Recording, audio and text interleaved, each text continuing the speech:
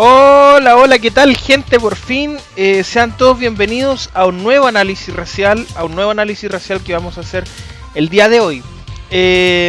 Bueno, hemos hablado mucho, hemos hablado de hecho hasta el momento de las 3 razas nuevas que se incluyeron y también hablamos del licántropo, que si bien es cierto no es una raza nueva, prácticamente fue una raza que se tuvo que armar de cero, ¿ya? Pero el día de hoy, hermano, venimos con un clásico, weón. Vampiro. ¿Qué más clásico y qué más icónico de primera era que la raza vampiro, weón? Si bien es cierto, no es de mis favoritas, pero de verdad encuentro que es una raza que es tan interesante y te da tantas variantes. Y además es algo tan icónico de primera era que yo te digo, weón, que este video así como que si no hiciera un calor asqueroso, weón, puta, lo haría hasta con terno, weón. Pero como no se pudo. Bueno, aquí estamos y vamos a dar lo mejor de sí para mostrarles el análisis racial de vampiros. Pero antes de comenzar, chicos, por favor, si no han visto el último video del análisis racial del licántropo, acá arriba les voy a dejar el enlace para que lo vean una vez terminando este video, por supuesto. Ya tomen en consideración que a medida que van a ir avanzando las ediciones, como los pools de aliados tienden a crecer más, los videos van a ser más largos. Entonces, si ya me alargo un poco en este video y ya llega a durar ponle una hora, les pido disculpas de antemano, ya, y esperemos que no sea el caso. Bien, vamos a pasar entonces a lo que es vampiro. Bueno, la raza vampiro nos entrega variantes estratégicas que son bastante interesantes, ya que si bien es cierto, la estrategia principal que domina esta raza es agro, ya tiende a ser una raza que tiende a jugar al agro. También te entrega unas variantes controleras que son bastante interesantes, principalmente enfocadas en el descarte de mano.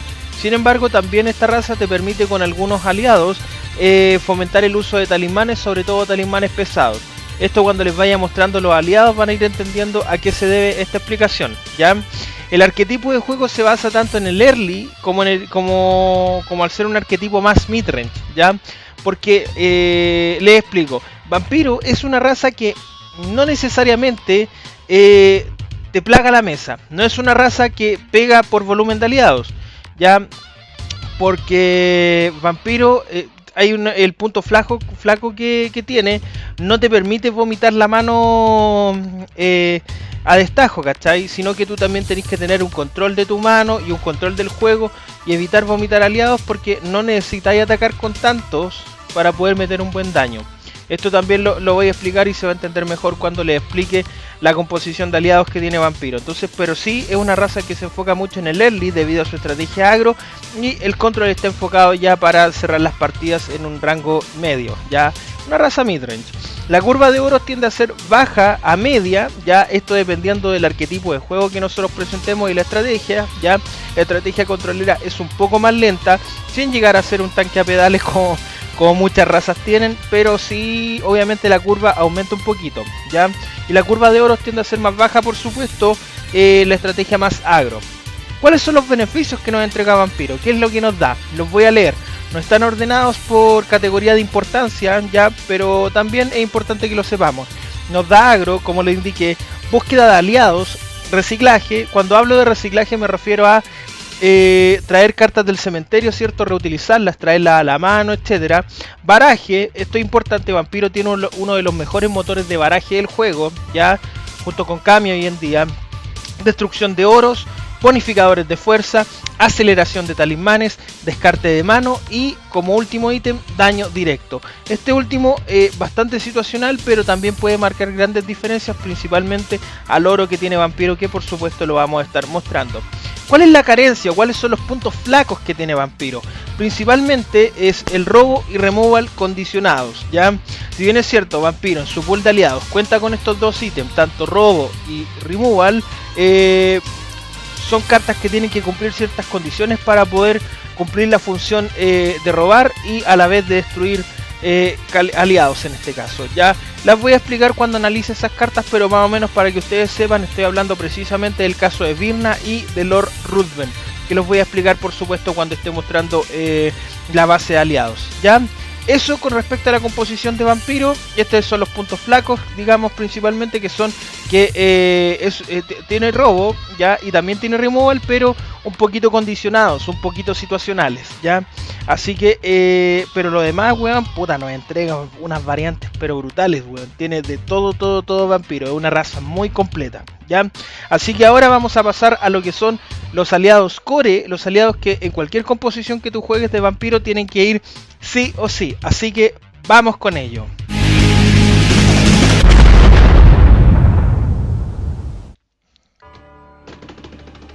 Bueno, gente, aquí siendo atravesado el escenario por este rayo, cierto, iluminado de la luz del día, vamos a comenzar mostrando primero, como siempre ustedes saben, las cartas core de la raza vampiro. ¿A qué me refiero con cartas core? Siempre lo he dicho, son cartas que son aliados que tienen que ir sí o sí en cualquier composición, independiente de cuál sea esta.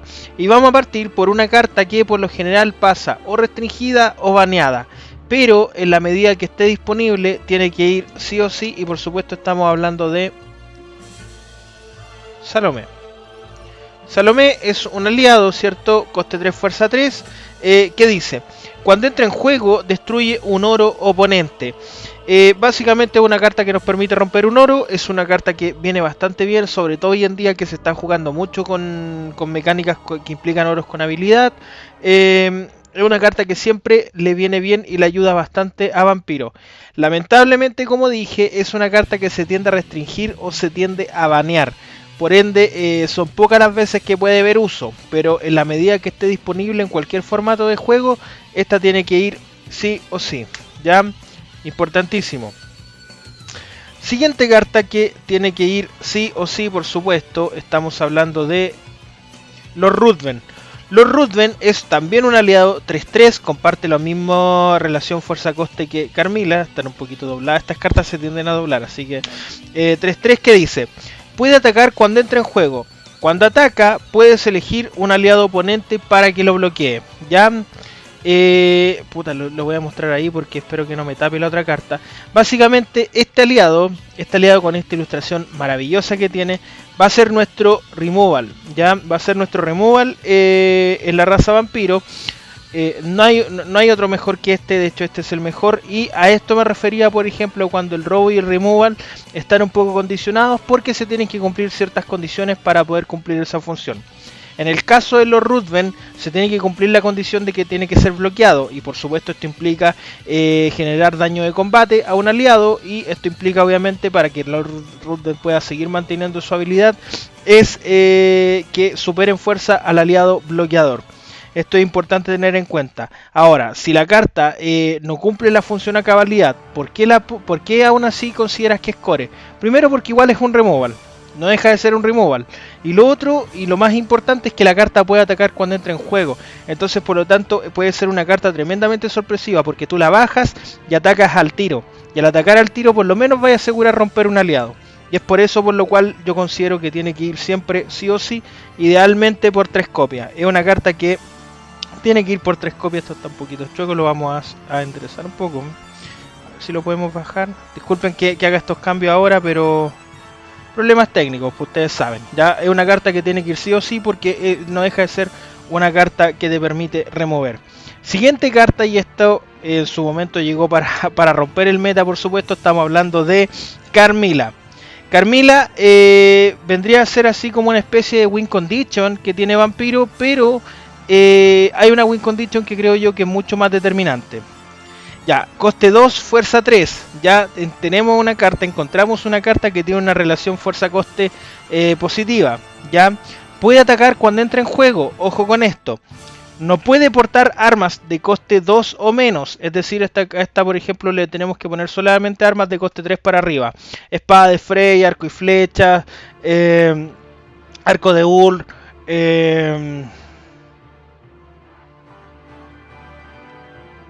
lanza de Odín, la otra lanza que permite cambiar de portador, etcétera, etcétera. No le podemos poner anima negra, no se puede ballestear, ojo con esto. O tu oponente no le puede poner una ballesta a Carmilla, ¿ya? Si hace daño al castillo oponente, puedes barajar tantas cartas de tu cementerio como daño haya hecho. Si lo haces, sube esta carta a la mano de su dueño. Básicamente, Carmilla es una carta que es importantísima y que es histórica a lo largo de lo que es Primera Era. ¿Histórica en qué sentido? Primero porque es una carta que en su momento cuando salieron los kits raciales, permiso voy a tomar un vasito de bebida, rompió el meta, ¿ya? Rompió el meta debido a que es una carta que su habilidad de baraje, ¿cierto? El tener que para pues, el coste de activación que implica que es subirse Carmila en la mano, definitivamente la protege a sí misma. Me explico. Carmila es solamente una carta que si tú atacas con la intención de activar su habilidad, si no es bloqueada, si pasa el daño, la única forma de destruirla es en esa misma guerra de talismanes. Por lo tanto, es una carta que de alguna manera obliga a tu oponente a tener guardado, ¿cierto? Tener guardados oros en reserva para poder activar la remoción de Carmila. ¿Ya? Esto es importante tener en cuenta y esto de verdad puede ser bastante determinante a la hora de jugar con esta carta. ¿Ya? Así que yo creo que efectivamente esta tiene que ir por 3. Nos da baraje, nos da agro y además es una carta que se protege a sí misma y es muy difícil sacarse del juego porque implica a tu oponente tener constantemente oros en reserva para poder tirarle el removal. De no ser así, en el turno oponente no se la va a poder sacar porque va a estar en tu mano. ¿Ya? Y además que también, por ejemplo, en turno oponente es muy difícil, por ejemplo, jugar un caballo de Troya en la misma guerra, porque es un talismán muy pesado, entonces por lo general se la come el Chuar, se la comen ese tipo de cartas. Por eso va sí o sí también, por la mayor cantidad de copias posible. Carmila hoy en día también es una carta que se suele restringir a 2 copias, pero tiene que ir por el máximo de copias posible. Si está por 3, va por 3. Ya, importante eso. Bien, ahora les voy a mostrar unos cartones que salieron en los kits de extensión, ya que para mi gusto este es el mejor aliado que salió en los kits de extensión para Vampiro y por supuesto estamos hablando de Elizabeth Bathory. Elizabeth Bathory es una carta que es un 3-2, ¿cierto? Se está repitiendo mucho la lógica de lo que es el coste 3, pero Elizabeth Bathory es una carta que le da mucha estabilidad a Vampiro. Les leo su habilidad. No puede ser bloqueada por aliados de fuerza 2 o menos, ya eso es un gran plus que tiene. Cuando entra en juego puedes buscar un vampiro en tu cementerio y ponerlo en tu mano. Básicamente una carta que nos da el reciclaje. Nos permite traer de vuelta las Carmila. Si por ejemplo se nos destruyó la Salomé, nos permite volver a reutilizarla, ¿cierto? Para romper otro oro. Básicamente lo que nos da es, de alguna manera, nos permite, ¿cierto? Jugar con ese arquetipo más midrange, ¿ya? Porque nos da recursividad, ¿cierto? Porque si bien es cierto, tenemos el baraje con Carmila, pero nos da recursividad porque nos permite reciclar aliados. Y eso siempre viene súper bien para lo que es el desarrollo de un juego medio o un juego tardío. Ojo con eso. Para mí es una carta que tiene que ir, no sé si tenga que ir sí o sí por 3 copias, principalmente por sus números, ¿ya? Porque igual es una carta de coste 3, ¿ya? No sé qué tan conveniente sea llevarla por 3 copias porque igual nos encarecería un poco el tema de la curva. Pero tiene que ir por lo menos por 2 copias. Sí o sí tiene que ir por lo menos por 2 copias. Elizabeth Bathory es una muy buena carta. Otra que también tiene que ir, pero también es bastante situacional, lo que les expliqué al comienzo, es Virna. Para mí, Virna en un comienzo yo le iba a poner como un aliado de soporte alternativo. Pero creo que por su habilidad y debido a la gran posibilidad que tiene este mazo de barajar, creo que sí tiene que ir también, por lo menos por 2 copias. Ya no es necesario que vaya por 3 porque tiene una habilidad difícil de conectar, pero sí 2 copias me parece una medida razonable. Es un 2-2, cierto, números bastante buenos y su habilidad dice: una vez por turno, ojo, esto también lo puedes hacer en turno oponente. Cuando barajes cartas de tu cementerio por la habilidad de una carta que controles, puedes robar una carta de tu mazo castillo. Básicamente es el aliado que le da el robo a Vampiro. Este es el motor de robo en la base de aliados de Vampiro. Y al igual que los Ruthven, y lo expliqué al comienzo, su habilidad tiene que cumplir una condición para poder activarse, por lo tanto es bastante situacional. Depende del baraje. Por lo tanto nosotros tenemos que tener un motor de baraje constante para nosotros poder estar activando Virna, ¿cierto? Y poder robar. Sin embargo, al ser el robo una característica que Vampiro no tenía hasta el lanzamiento de esta carta, se me desenfocó, esta carta tiene que ir. Tiene que tener un espacio en el mazo porque de verdad ayuda mucho. Además que el mundo gótico de por sí ya tiene buenas fuentes de baraje también, no solamente Carmila y su oro, que lo voy a explicar más adelante, sino que también contamos con cartas como balas de plata, y en un soporte libre ya podemos jugar por ejemplo con castillo de Churi. Imagínense por ejemplo cambiar Virna con castillo de Churi, es un robo constante que nosotros vamos a tener porque nos vamos a poder barajar con castillo de Churi y robar con Virna. Así que ojo, es una carta que es conviable, es un poco difícil de conectar, pero si lo logramos conectar vamos a tener una fuente de robo constante, y eso de verdad Vampiro lo agradece muchísimo. Finalmente, para terminar, por supuesto, dentro de lo que son las cartas core, la última carta que les voy a mostrar es básicamente el finisher del mazo. Yo creo que mucha gente ya debe estar imaginándose de cuál se trata, así que por supuesto no voy a dilatar más la espera y les voy a mostrar. Enjambre. Enjambre es por lejos la carta que te permite cerrar las partidas en Vampiro. Es una carta tremendamente potente y lamentablemente a día de hoy también es una carta que se está restringiendo. No ha llegado al punto de ser baneada como Salomé, pero sí se está restringiendo harto. Y les voy a explicar por qué. Primero, es un 2-2. Tenemos buena relación fuerza-costo, es una carta barata. Y además nos dice: los vampiros afectados, los vampiros aliados en juego ganan 1 a la fuerza más 1 a la fuerza y no pueden ser bloqueados. Es decir, es un bono continuo, ¿cierto? Porque la carta va a quedar en juego y además lo hace imbloqueable. Entonces, por lo tanto, el daño que nosotros hacemos con Carmila es imbloqueable. El daño que nosotros hacemos con todos nuestros aliados es imbloqueable. La única carta que de alguna manera se ve perjudicada, entre comillas, por la habilidad de Enjambre es el Lord Ruthven. ¿Por qué, dicen ustedes? Porque Lord Ruthven, si se vuelve imbloqueable, efectivamente nosotros no vamos a poder activar la habilidad que nos permite elegir un aliado oponente para que sea... para hacerlo bloqueador, ¿cierto? Para que bloquee a Lord Ruthven. No vamos a poder porque Lord Ruthven es imbloqueable. Entonces aquí está el problema de la condicionalidad de la habilidad de Lord Ruthven, ¿ya? Ahora, sin embargo, tú me puedes decir: pero Diego, si la carta entonces está condicionada con su finisher, ¿por qué la colocas? Porque puede atacar cuando entra en juego. Porque puede atacar cuando entra en juego, y eso de verdad es determinante en el funcionamiento de Vampiro. Los Ruthven quizás no es una carta tanto para el late, pero sí en los primeros turnos, sino porque tu Enjambre no lo vayas a jugar en los primeros turnos. Tu Enjambre lo vayas a jugar ya en turnos medios o cuando definitivamente quieras cerrar la partida. Pero Enjambre no es una carta, por ejemplo, para jugar turno 1 porque te la van a sacar al tiro.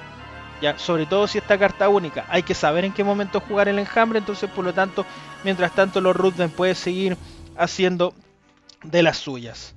Para mí, esta es el core de Vampiro y esto tiene que ir siempre. ¿Ya? Hay cartas que puede que ustedes no vean aquí que son importantísimas, como Khan, Vampiro del Desierto. Esas voy a explicar el motivo por el cual creo que son más opcionales. Además que en este video voy a incluir un apartado aparte que va a ser variantes estratégicas, porque como les dije, esta es la primera raza que nosotros podemos ver que efectivamente sí cuenta con variantes estratégicas, porque las tres del reto tienen un pool de aliados muy limitado todavía, y como les dije, el licántropo es una raza que se hizo desde cero. Así que sin nada más que decir, vamos a comenzar con los aliados alternativos que pueden ir en una composición vampiro, y espero que se tomen se echen para atrás, ¿cierto? Disfruten este video porque son más que la chucha. Así que vamos allá.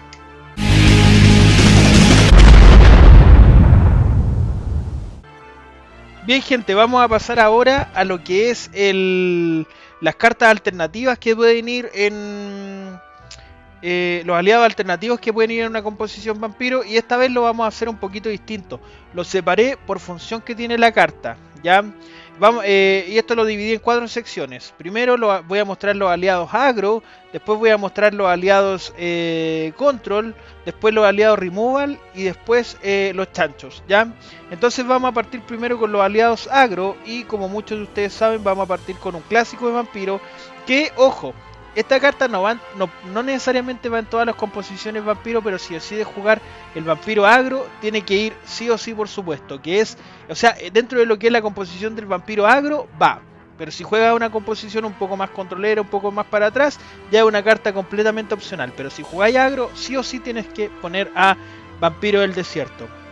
Vampiro del Desierto es una carta excelente, coste 2, fuerza 3, y es sin duda alguna el mejor turno 1 que puede tener Vampiro, ya que su habilidad es efectiva y simple. Debe atacar cuando es puesto en juego. El primer turno que ataca, tú juegas Vampiro del Desierto, y como debe atacar, tú al tiro comienzas.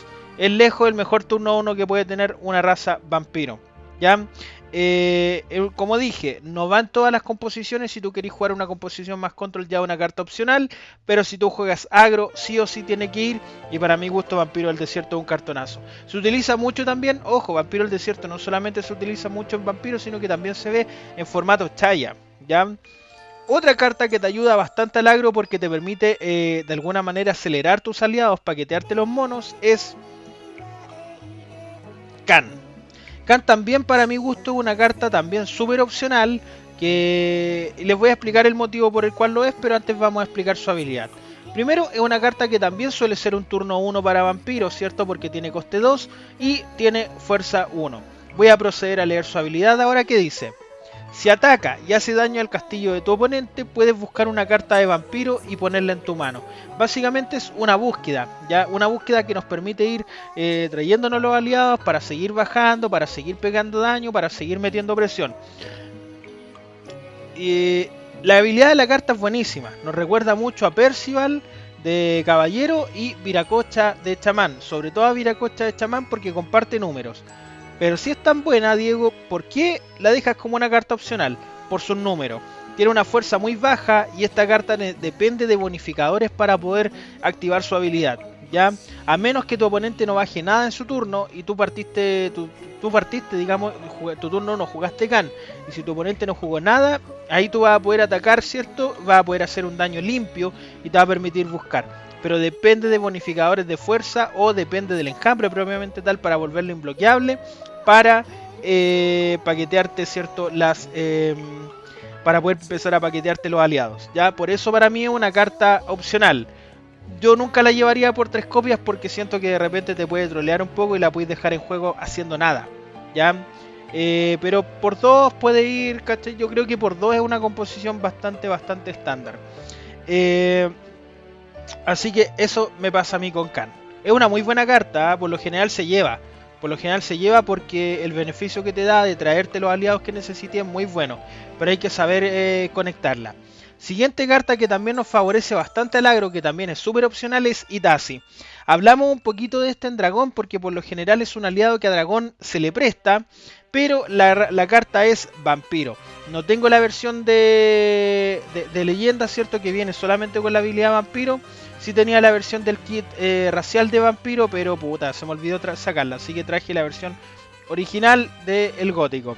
Aliado de coste 2, fuerza 0, que dice: gana 1 de fuerza por cada vampiro en juego. Obviamente Itachi, al hablar de vampiros en juego, se incluye a sí misma. Por lo tanto la fuerza base de Itachi al entrar en juego es 1. No es una mala carta, pero tiene dos problemas. Primero, su fuerza base. Al ser su fuerza base 0, es una carta que es muy difícil inflar tanto, ¿ya? Y por otro lado, el otro problema que tiene es que juega en una raza que por lo general no te juega a plagar la mesa. Porque al no tener una fuente de robo 100% viable, Vampiro no juega a llenarte la mesa de monos, que lo voy a profundizar obviamente esto un poco más adelante. Creo que lo hice, espero haberlo hecho. Si no, lo voy a explicar ahora y después si lo explico de nuevo les pido disculpas.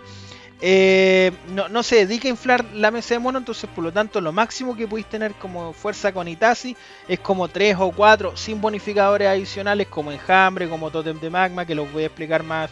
El tótem de magma lo voy a explicar más adelante. No es una mala carta, pero sus números no me convencen. Y finalmente, como última carta, que en verdad voy a mostrar más que nada por un tema histórico, weón, pero que es interesante igual de analizar, es Falsa Cautiva. Falsa Cautiva es una carta con coste 0, fuerza 2, que dice: al entrar en juego destruye una de tus cartas oro.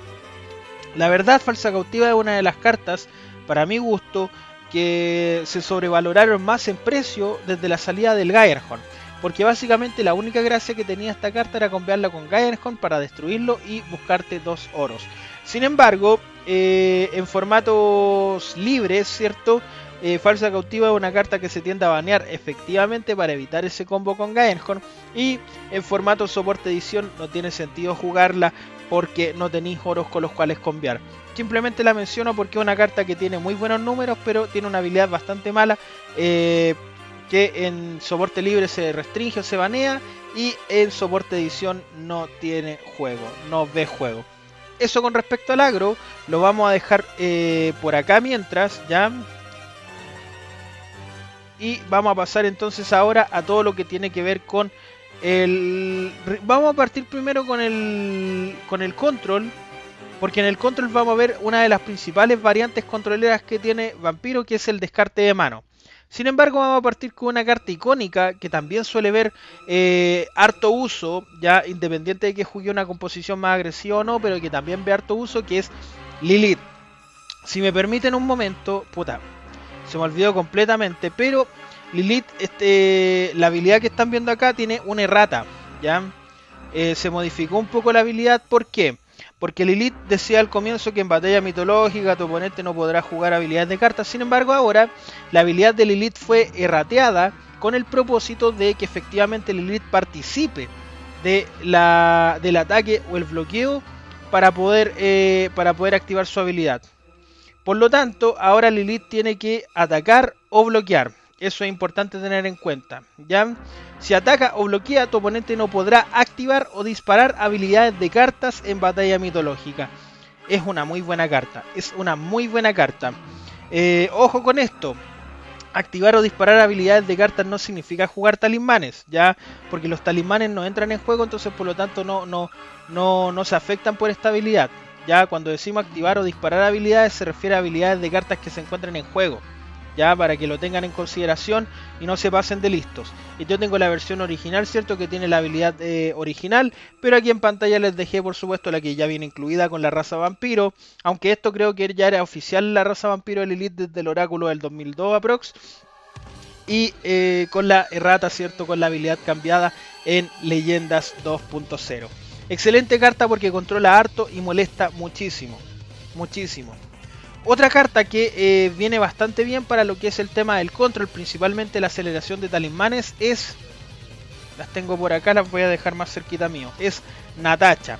Natacha es un aliado 1-1, también les voy a mostrar la versión más reciente que viene aquí arriba con la raza vampiro. Natacha nos dice, cada vez que ataque genera 2 oros virtuales solo por el turno. No solamente nos sirven para poder jugar talismanes, sino que también para activar habilidades de nuestros aliados, como les voy a mostrar un aliado a continuación de este que están viendo aquí. Obviamente tiene unos números bastante buenos, ya tiene poquita fuerza, por lo tanto también de alguna manera depende un poco del enjambre o depende de bonificadores de fuerza para evitar que la carta salga del juego. Pero sin embargo es una carta muy buena que de alguna manera permite jugar talismanes pesados en Vampiro, que no suelen ver muchos juegos en otras razas o en otras composiciones, como por ejemplo el Rapagan Mecap. ¿Ya? Acelerar la licantropía también te permite jugar un quemar al monstruo mucho más fácil, para limpiar mesa. Básicamente nos permite jugar talismanes pesados. Natacha es una muy buena carta, pero creo que también hay que saber en qué composiciones jugarla. Yo creo que puede ir perfectamente en todos los mazos. No me parece una carta core, pero una carta que perfectamente puede ir en todos los mazos, porque siempre viene bien la generación de oros, sobre todo si no tenemos tantos para jugar algún removal o algún talismán en guerra, ¿ya? Así que para mí Natacha es una carta interesantísima. Ahora vamos a pasar con la variante, ¿cierto? Las variantes suculentas que vamos a ver ahora, que tienen que ver, disculpen que está aquí sacando algunos cartones, que tienen que ver con el descarte de mano. El descarte de mano es una mecánica que se suele ver mucho en varias razas. Lo podemos ver de alguna manera en Chan. Kami también tiene un nicho explotable, ¿cierto? Con el descarte de mano, con el Fukurokujo. Así que la verdad tiene un nicho competitivo bastante interesante. Ahora les voy a mostrar cuáles son las cartas relacionadas al descarte de mano. Y vamos a partir con la que para mi gusto es la mejor de todas. Que estamos hablando por supuesto de Moiras. Moiras es un aliado de coste 4 y fuerza 3. Es un aliado bastante pesado, pero cuya particularidad es la siguiente. Dice, cada vez que no ataque, descarta una carta de tu oponente al azar. Es decir, es un cartonazo. ¿Por qué? Porque nosotros solamente por tener esta carta en juego vamos a poder ir descartándole la mano a nuestro oponente. Esta carta, según la resolución del oráculo 2021, no necesita pasar por una fase de agrupación para poder activar su habilidad. Es decir, el turno que nosotros pongamos en juego a Moiras, si nosotros declaramos ataque, se activa la habilidad y podemos empezar a descartar. Ya esto es muy bueno porque básicamente nos va a permitir ir controlando la mano de nuestro oponente y puede llegar a ser bastante molesto, bastante desagradable. Siguiente carta, por supuesto, que apoya mucho esta composición y de alguna manera se puede combinar con Natacha, es Mesalina. Mesalina es una carta que es un aliado 3-3, ¿cierto? Que dice: solo una vez en tu turno puedes paga 2 de oro, y descarta una carta de la mano de tu oponente al azar. Es una muy buena carta, pero tiene un par de problemas que me hacen que no sea tan preferida como Moiras. Primero, la carta en sí misma igual tiene un coste de activación relativamente alto. Consideren que tienen que primero poner la carta en juego, es decir, pagar su coste, que son 3, y después tienen que pagar 2 oros más para activar su habilidad. ¿Ya? Eso por un lado. Y lo otro, que solamente puedes activar la habilidad en tus turnos. Por lo tanto, tú activas la habilidad una vez y después vas a tener que esperar el turno del oponente y después volver a tu turno para volver a activar la habilidad y pagar 2 de oro. Se puede cambiar con Natacha, como dije, por el tema de la generación de oros, porque no te restringe el uso de la carta solamente para la vigilia. Ya la puedes jugar también en Guerra de Talismanes, pero tiene que ser sí o sí en tu turno. Y esa es como la condicionante que te presenta esta carta. Chicos, denme un segundo, vuelvo enseguida. Muchas gracias. Ya, ahora sí volvimos, se me había olvidado, se me había perdido una carta, no la encontraba, pero aquí está, que es Dinela. Dinela es un aliado coste 3, fuerza 2 que dice: cuando entra en juego, tu oponente descarta una carta de su mano. La carta en sí no es tan buena porque, primero, tiene coste 3, segundo, tu oponente elige qué carta se descarta. No es muy buena la carta, pero obviamente tiene la sinergia con la raza y tiene la sinergia con Mesalina. Si nosotros tenemos una Moiras en juego y una Mesalina, nosotros pagamos 2 de oro con Mesalina para que se descarte una. Nosotros jugamos esta para que se descarte una. Bueno, nosotros descartamos al azar con Mesalina, él se descarta una que elige y después le descartamos otra al azar con Moiras. Entonces, por lo tanto, la carta en sí, si bien no es muy buena, pero al tener sinergia con la estrategia de descarte de mano, puede ser bastante molesta. ¿Ya? Bajar a un aliado que descarta porque sí. Sus números no me convencen del todo porque siento que pide mucho. ¿Ya? Para mí, por ejemplo, si nuestro oponente hubiese tenido que elegir qué descartarse, hubiese mejor haber sido un 2-2 o haber mantenido sus números, ¿cierto? Dejarlo como un 3-2, pero haberle descartado al azar. Sin embargo, al ser una carta que tiene sinergia con una estrategia rompemanos, viene bastante bien, así que por lo tanto la carta sí o sí tiene que ir. Y para finalizar con respecto a esta estrategia más controlera, ¿cierto? Descarte de mano, de Arc Dulai. La verdad, de Arc Dulai es una carta malísima y obviamente nos obliga a cambiarla con otras cartas, ¿ya? Coste 2, fuerza 0, que dice: mientras este aliado esté en juego, su controlador debe descartarse de una carta de su mano al final de su turno. Es una carta que efectivamente nos va a servir para combiar, para que se la tenemos que pasar a nuestro oponente. El único combo que le veo factible es con Hades. ¿Ya? Sin embargo, Hades es un talismán que por lo general también está restringido a carta única, rara vez se ve por 3, entonces por lo tanto la posibilidad de poder hacer composiciones en función a Dark Dulai es súper escasa. Sin embargo, nombro esta carta porque su concepto es interesante, ¿ya? Es muy parecido de alguna manera a lo que es Sonriente en primer bloque, que Sonriente nosotros nos beneficiamos de su habilidad inicial y después con Sonriente se lo tratamos de pasar a nuestro oponente y puede también se va a tener que estar viendo obligado todos los turnos a descartarse o a pegarse daño directo.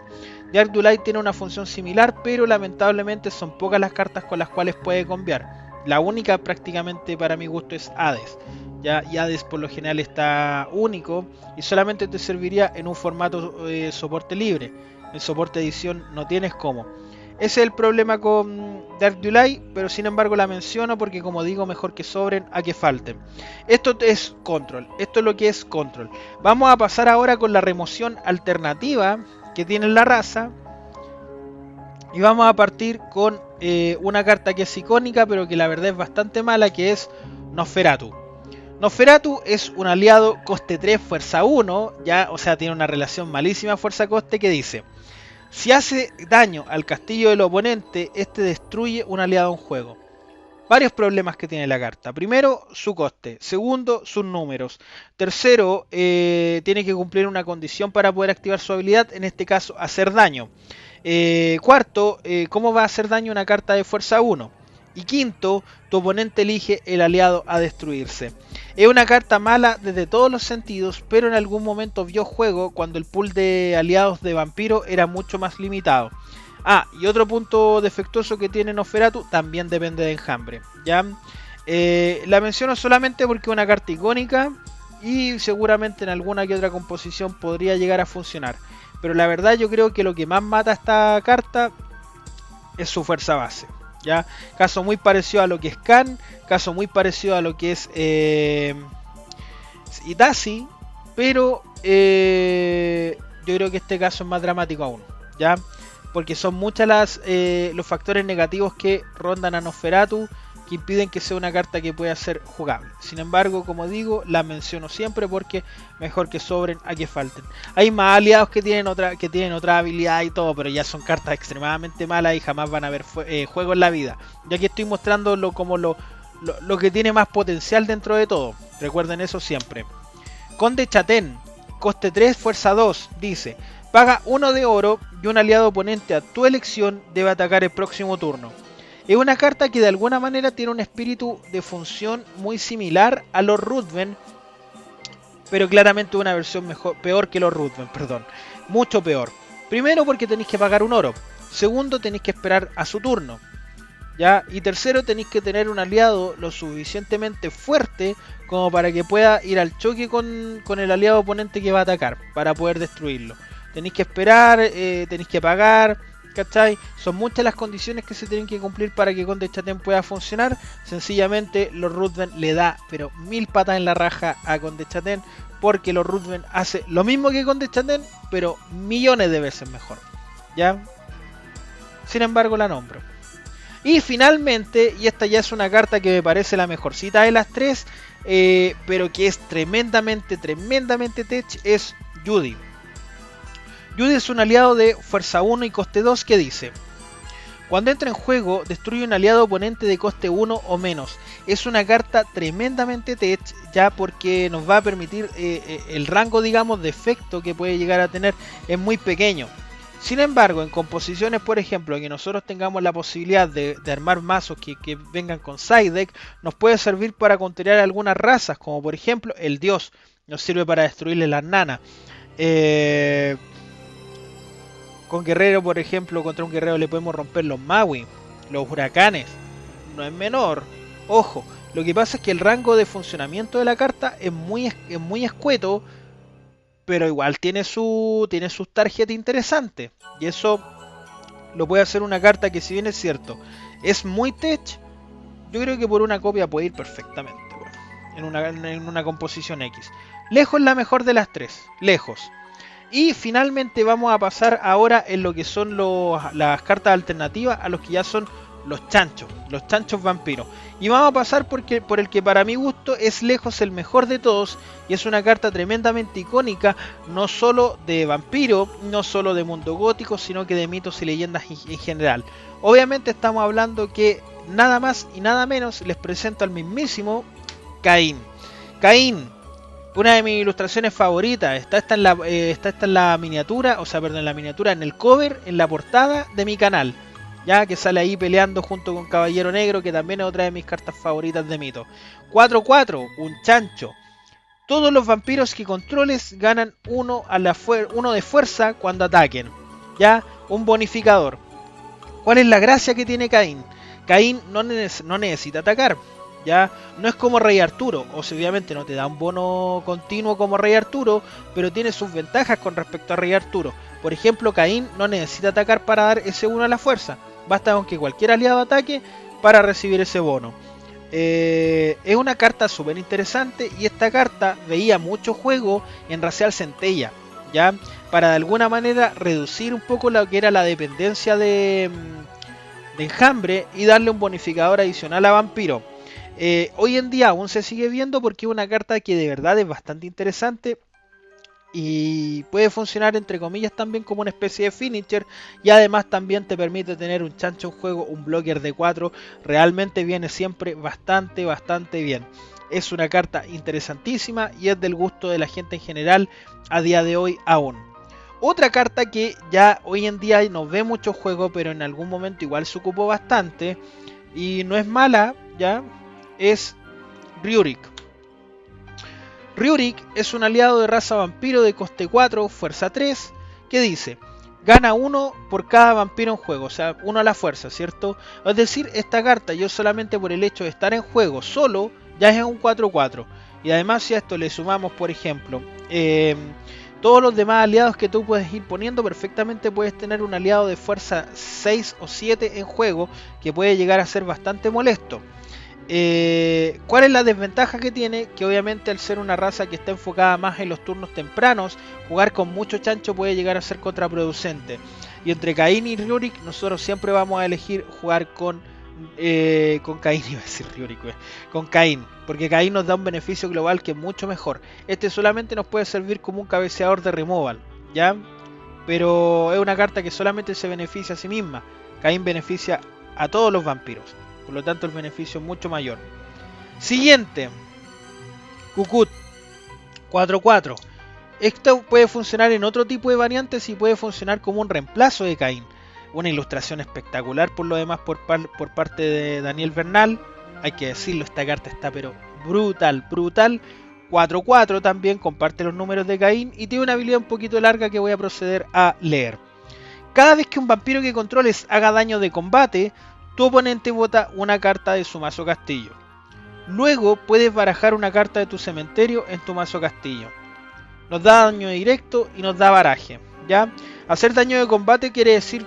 ¿a qué se refiere con daño de combate en Mito y Leyenda? Se refiere que la carta haga daño al mazo castillo oponente, pero a través del ataque, ¿ya? Es decir, esta carta no aplica, por ejemplo, para lo que es daño directo. ¿Qué es daño directo, por ejemplo? El Armstrong, cuando entra en juego, tu oponente bota 2 cartas del mazo, eso es daño directo. Chonchón es daño directo. Espectro de dragón es daño directo. Ese tipo de carta, ¿cachai?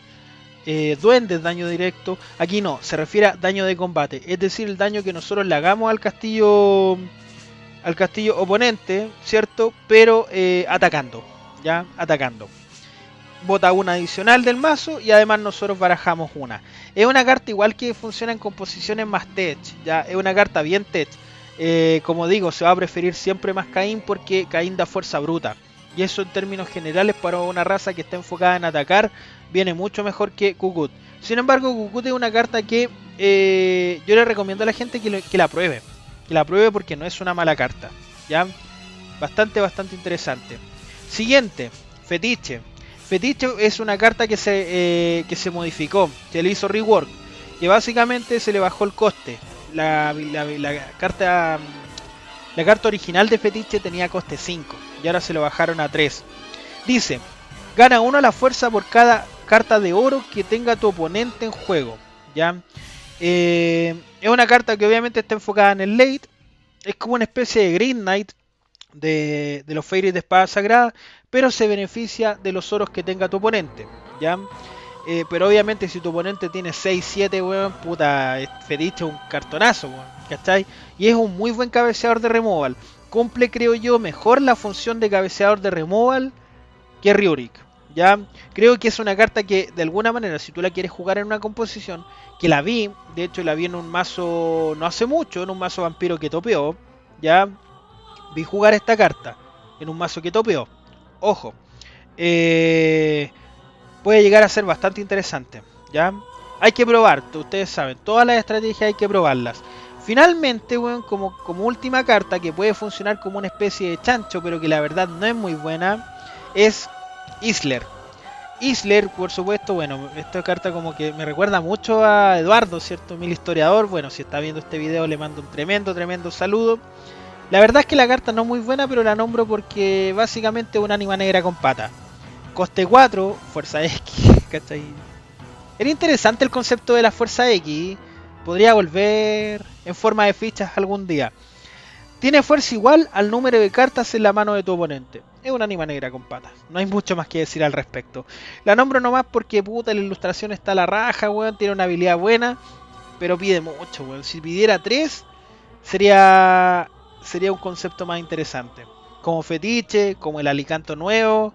Pero bueno, estos son los chanchos. Creo que ya les mostré todos los aliados alternativos. Son caleta, weón. Son caleta. Este video va a requerir mucha edición. Y vamos a pasar a lo último que nos queda, que ya es el soporte exclusivo de Vampiro.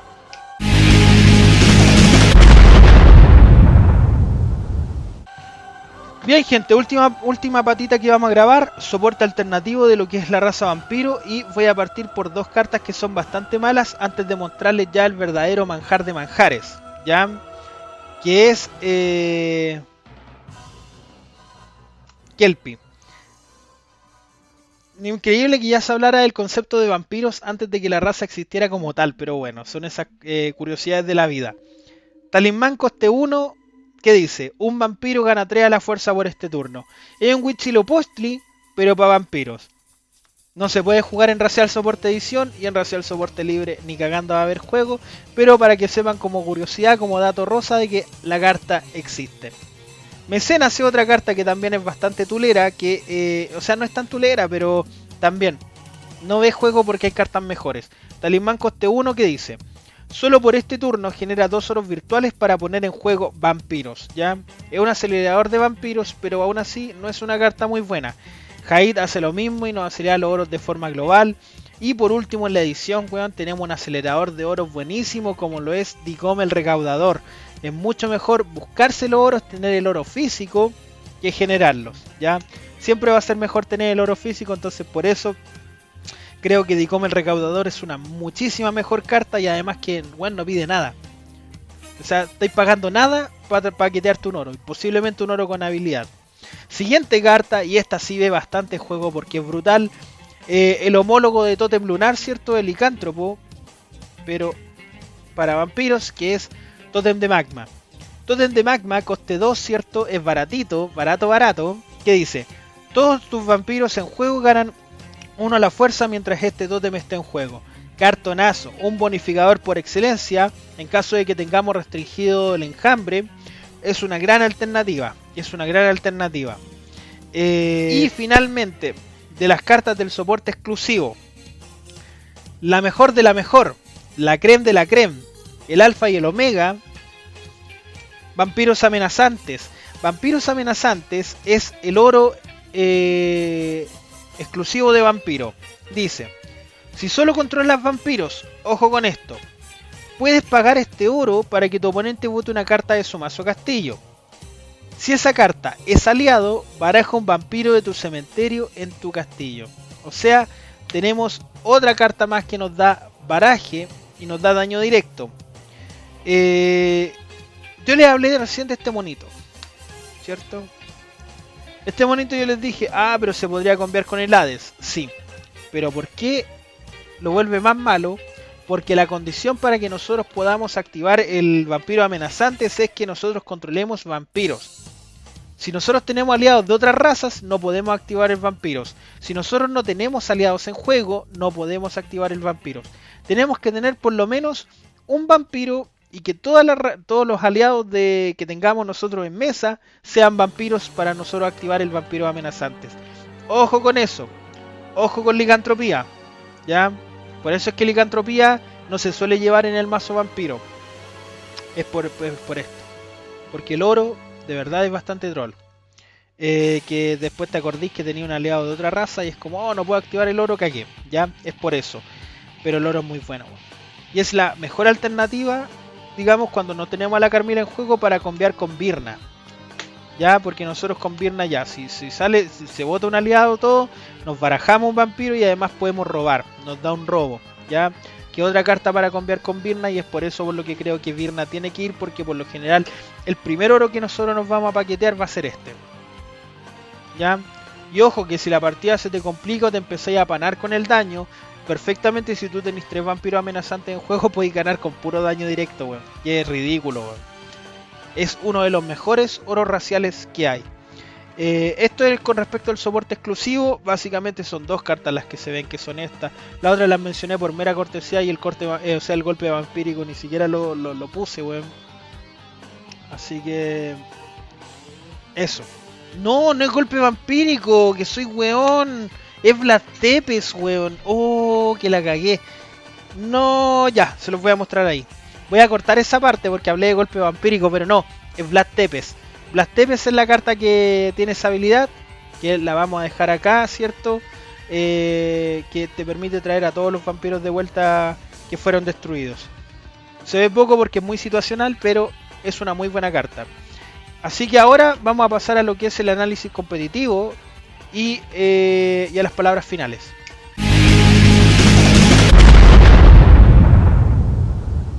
Bien, dentro de lo que es el historial competitivo de la raza vampiro, hay que reconocer que en formato racial centella, la verdad es que vampiro no era muy bueno. Y esto era principalmente a que tenía una dependencia exclusiva de la carta de la Salomé para ganar y por supuesto del enjambre, que siempre ha sido su finisher. O sea, la única forma que tenía en esos momentos vampiro para poder marcar diferencias era que Salomé te saliera en los primeros turnos o decididamente acelerarlo buscándolo con Khan. ¿Ya? El problema de esta estrategia es que dependía mucho del enjambre, porque como ustedes saben, Khan, al ser un aliado de fuerza 1, le costaba mucho poder activar su habilidad porque implicaba hacer daño, ¿ya? Sin embargo, tú contabas con armas como Ánima Negra, etcétera, que te permitían de alguna manera jugar en torno a esta estrategia. Pero sin embargo, si no te salían las cartas o las Salomé empezaban a hacer su efecto demasiado tarde, era muy difícil tratar de dar vuelta en la estrategia con vampiro. Además recuerden que en ese momento no existía ni Carmilla, ni Lord Ruthven, ni Elizabeth Bathory, entonces básicamente todo se centraba en Salomé, enjambre, Khan, vampiro del desierto y el resto de las cartas era puro relleno. Moiras no se solía ocupar mucho porque ya era una carta bastante pesada y la curva de vampiro ya no era tan alta, digamos, pero tampoco era tan baja como para darte el gusto de jugar con chancho. Se veían cartas, por ejemplo, como Ryurik también, que era un muy buen cabeceador de removal. Se veía también, por ejemplo, Nosferatu, que es un removal también bastante malo porque su fuerza base es malísima y además que el oponente elige el aliado a destruir y además depende también del enjambre. En fin, tenían que darse un montón de variables para que Vampiro pudiera tener un rol protagónico, sin ser una mala raza, ojo. No estamos hablando de que era como licántropo bestia, en absoluto. Era una raza bastante competente, pero había que saber conectar las cartas en el momento preciso. En Leyendas mejora un poco, porque en los formatos en general, tanto Spells, el Reino, otras aldeas, etcétera, se baja la cantidad mínima de aliados de Vampiro, que esto era algo que lo perjudicaba bastante, ya que en Centella jugaba con 18, se suele bajar a 16. Por lo tanto aquí, ¿qué permite esto? Permite que se amplíe un poco más la variabilidad del soporte y ya se ven variantes de Vampiro con Tótem de Magma, por ejemplo, que era una carta que en Racial Centella no tenía mucha cabida por el hecho de que tú tenías que sí o sí saber poner el soporte estándar que se llevaba, que era Hiawatha, Flechero, Feng Shui, Hidromiel, etcétera. ¿Cómo se llama este? Alfheim, Naglfar, etcétera. Entonces mejora un poco porque se empiezan a ver otras variantes. Además que eso era lo otro. Era muy susceptible Vampiro a que te barrían la mesa con el Naglfar. ¿Ya? Eso también le jugaba muy en contra. Le jugaba muy en contra sobre todo al meta agro. ¿Ya? En Racial Centella el meta control era más presente. Pero ya cuando salen los kits raciales, weón, Vampiro se desata, weón. Porque aquí en los kits raciales es donde aparece Carmilla, donde aparecen los Ruthven y donde aparecen vampiros amenazantes, que son los que de alguna manera le dan la explosividad a la variante agro que Vampiro no tenía hasta ese momento. Vampiro se vuelve una raza demasiado explosiva, demasiado determinante, porque ya de pasar a tener 3 aliados que atacan al tiro, ya que atacan cuando entran en juego, a tener 9 en su pool de aliados. Si a eso le sumamos que cuentas con enjambre, tú podías hacer mucho daño y ganar en pocos turnos.